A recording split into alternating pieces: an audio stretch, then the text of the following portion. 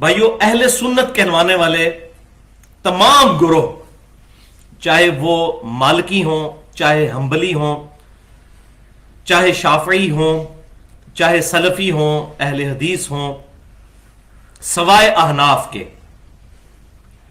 اور اہل تشیع کے بھی تمام گروہ اس بات پر متفق ہیں کہ امام کائنات صلی اللہ علیہ وآلہ وسلم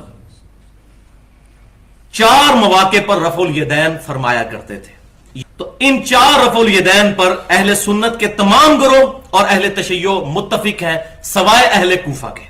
اور اس کے علاوہ مرزا جیلمی کے ایک اور دھوکہ یہ دیتا ہے کہ سوائے حنفیوں کے باقی ساری امت، ان کا موقف یہی ہے کہ نماز میں رفع الیدین کرنا ہے، جبکہ یہ مرزا جیلمی کا بالکل چٹا ننگا صاف جھوٹ ہے۔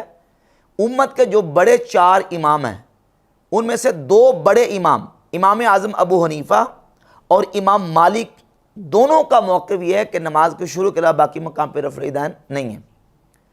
امام ابو حنیفہ کا موقف تو بالکل واضح ہے، اس میں تو حوالہ پیش کرنے کی بھی ضرورت نہیں ہے، اور امام مالک رحمۃ اللہ تعالی علیہ کا موقف ان کی فقہ کی جو معتبر کتاب، جس کو مرزا جیلمی معتبر اور مستند تسلیم کر چکا ہے، یہ المدونۃ الکبریٰ۔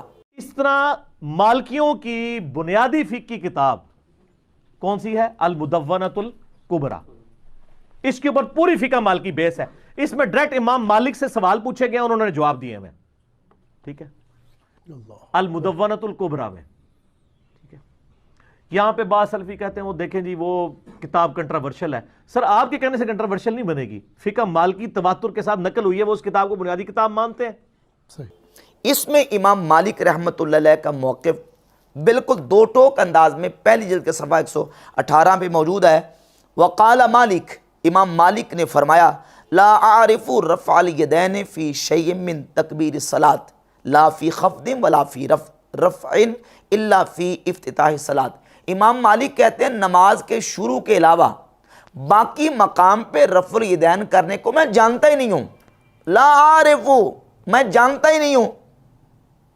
اور آگے قال ابن القاسم کہتے ہیں وہ کان رفع الیدین عند مالک ضعیفا الا فی تکبیرۃ الاحرام، امام مالک کے نزدیک تکبیرۃ الاحرام کے علاوہ باقی مقام پہ رفع الیدین کرنا ضعیف ہے۔ یہ امام مالک کا موقف لکھا ہوا ہے المدونۃ الکبریٰ میں۔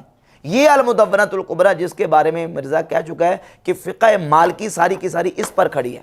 جب اس نے ہاتھ چھوڑ کے نماز پڑھنے کے حوالے سے ریکارڈ کروایا تھا نا، اس میں اس نے بڑا زور دیا تھا یہ المدونۃ الکبریٰ کے اوپر، اور المدونۃ الکبریٰ کے اندر امام مالک کا موقف یہ لکھا ہوا ہے کہ نماز کے شروع کے علاوہ باقی مقام پہ رفع الیدین نہیں۔ اور پھر اسی المدونۃ الکبریٰ کے اندر سیدنا عبداللہ بن مسعود رضی اللہ عنہ کی حدیث بھی 119 نمبر صفحہ پہ ذکر کی، اور اس کے علاوہ 120 نمبر صفحے پہ حضرت براء بن عازب سے حدیث لے کے آئے، اور اسی طرح مولا علی رضی اللہ تعالیٰ عنہ کا جو اثر ہے کہ وہ نماز کے شروع کے علاوہ باقی مقام پہ رفع الیدین نہیں کرتے تھے، وہ بھی المدونۃ الکبریٰ کے اندر موجود ہیں۔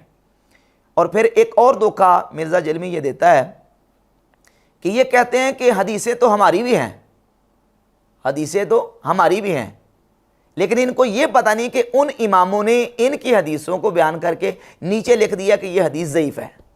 تو کہتا ہے ہم مانتے ہیں کہ آپ کی حدیثیں ہیں، لیکن ان اماموں نے حدیثیں بیان کر کے ساتھ یہ بھی بتایا کہ یہ حدیثیں ضعیف ہیں۔ یہ مرزا جیلمی کا بالکل واضح جھوٹ اور افتراء اور کذب ہے۔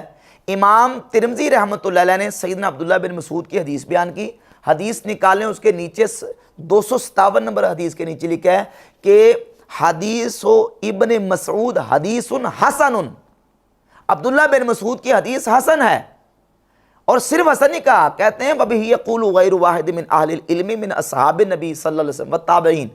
اسی حدیث کے مطابق حضور کے اہل علم صحابہ کا عمل ہے، اہل علم تابعین کا عمل ہے، سفیان ثوری رحمۃ اللہ کا عمل ہے، اہل کوفہ کا عمل ہے۔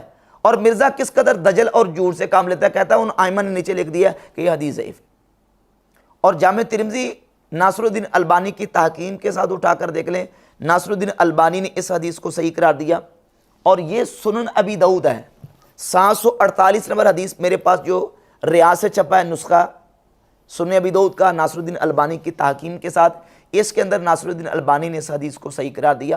ناصر الدین البانی کی ایک اور کتاب ہے صحیح سنن ابی داؤد، اس میں پوری تحقیق کے ساتھ ساری ڈیٹیل ناصرالدین البانی نے ذکر کی ہے اور کہا کہ اس میں کوئی شک و شبہ نہیں ہے کہ حق یہی ہے کہ یہ حدیث عبداللہ بن مسعود کی حدیث صحیح ہے۔ اس کے علاوہ سنن ابی داؤد کی تحکیم کے علاوہ سنن نسائی کی تحکیم میں بھی ناصرالدین البانی نے اس حدیث کو صحیح قرار دیا ہے۔ تو بحمد تعالیٰ یہ حدیث بالکل ائمہ محدثین اور فقہاء کے نزدیک صحیح ہے، اور اسی کے مطابق امام ابو حنیفہ کا اور امام مالک کا اور دیگر جو ہے وہ امت کے تابعین کا عمل ہے۔ اور کہتا جی اماموں نے اس لیے حدیث بیان کی ہے کہ انہوں نے اس کو بتانا تھا کہ یہ حدیث ضعیف ہے۔